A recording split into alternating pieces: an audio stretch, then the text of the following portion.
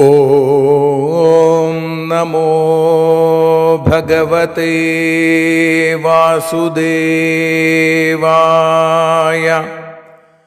ഓം നമോ ഭഗവതേ വാതനാഥായ. ഓം നമോ ഭഗവതേ നാരായണായ.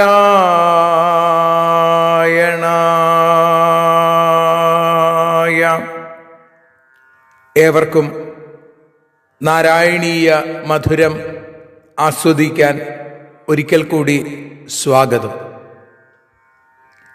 മൂകം കരോതി വാചാലം പങ്കും ലംഘയതേ ഗിരിം യൽകൃപാതമഹം വന്ദേ പരമാനന്ദമാധവം. അഖിലാനപരാധാന്മേ ക്ഷമസ്വ കരുണാനിധേ പ്രസീദ മൽഗുരോ നാഥ ജനകായ നമോ നമഃ. അഖിലാനപരാധാന്മേ ക്ഷമസ്വ കരുണാംബുധേ പ്രസീദ മൽപ്രിയേ നാഥേ മാതൃരൂപേ നമോസ്തുതേ. സദാശിവസമാരംഭാം ശങ്കരാചാര്യമധ്യമാം അസ്മദാചാര്യപര്യന്താം വന്ദേ ഗുരുപരമ്പരാം. നാരായണീയത്തെ പറഞ്ഞിടുമ്പോൾ നാരായണാഖ്യനെ നമിച്ചിടുന്നു. നാരായണൻ വായുപുരത്തിലീശൻ നാവിൽ നിറഞ്ഞെന്നെ തുണച്ചിടേണേ. മോക്ഷക്കടൽ ഭാഗവതം പ്രസിദ്ധം മെല്ലെ കടഞ്ഞു നവനീതമഹോ ലഭിച്ചു. മന്നിൽ നരന്നു ഹരിഭക്തി ലഭിക്കുവാനായി മേൽപുത്തുരേക്ക് സദയം ശുഭ സ്തോത്രകാവ്യം.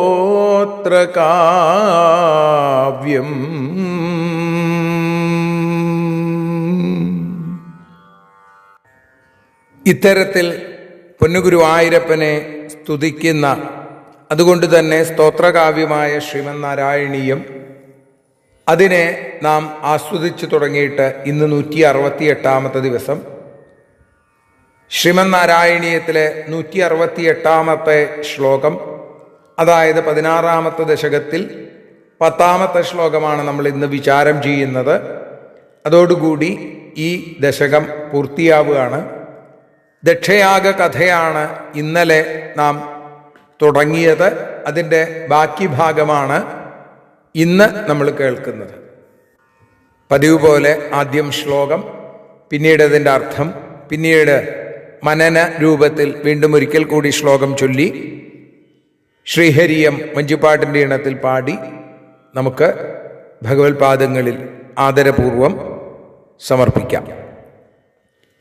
ക്രുദ്ധേശമർദിതമഘ സതു കൃത്തശീർഷോ ദേവപ്രസാദിതഹരാദധലബ്ധജീവാ ത്വൽപൂരിതക്രതുവര പുനരാപശാന്തിം സ ത്വം പ്രശാന്തികര പാഹി മരുൽപുരേശ.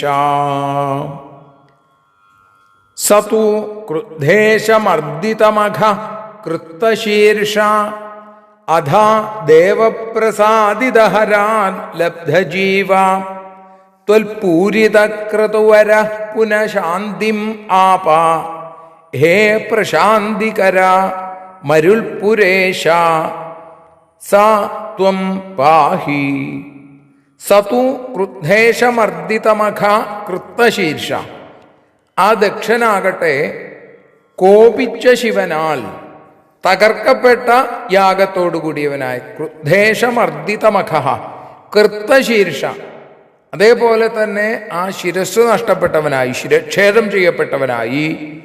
അഥാ ദേവപ്രസാദിതഹരാൽ ലബ്ധജീവ, പിന്നീട് ദേവന്മാരാൽ പ്രസാദിപ്പിക്കപ്പെട്ട ഹരനാൽ, ആ മഹാദേവനാൽ, പരമേശ്വരനിൽ നിന്ന് ദക്ഷന് ജീവലാഭം ഉണ്ടായി. ത്വൽപൂരിത ക്രതുവര, അങ്ങയാൽ യജ്ഞപൂർത്തി വരുത്താൻ കഴിഞ്ഞ് പുനഃശാന്തിം ആപ, പിന്നീട് ശാന്തിയെ പ്രാപിച്ചു.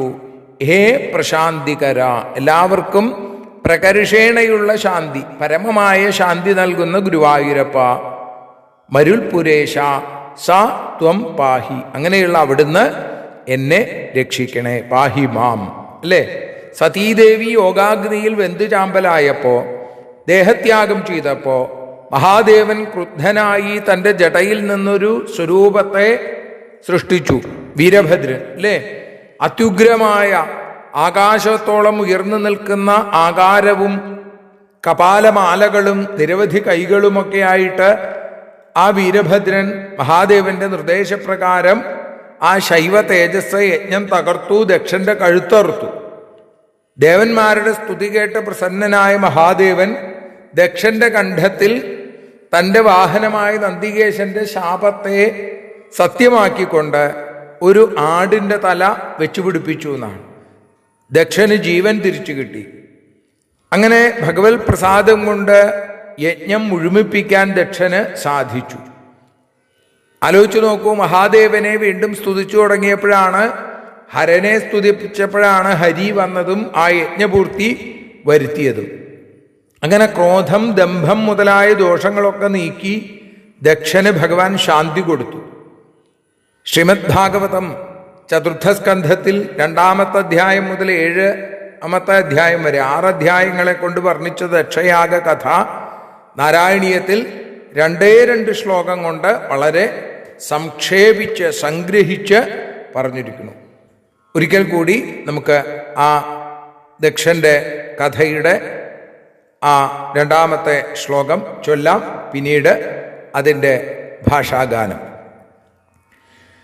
ക്രുദ്ധേശമർദ്ദിതമഘ സതു കൃത്തശീർഷോ ദേവപ്രസാദിതഹരാദധ ലബ്ധജീവ ത്വൽപൂരിതക്രതുവര പുനരാപശാന്തിം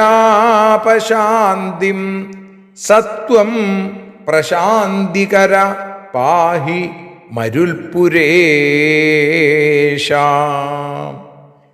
നാരായണ നാരായണ നാരായണ നാരായണ നാരായണ നാരായണ വായുപുരേശ.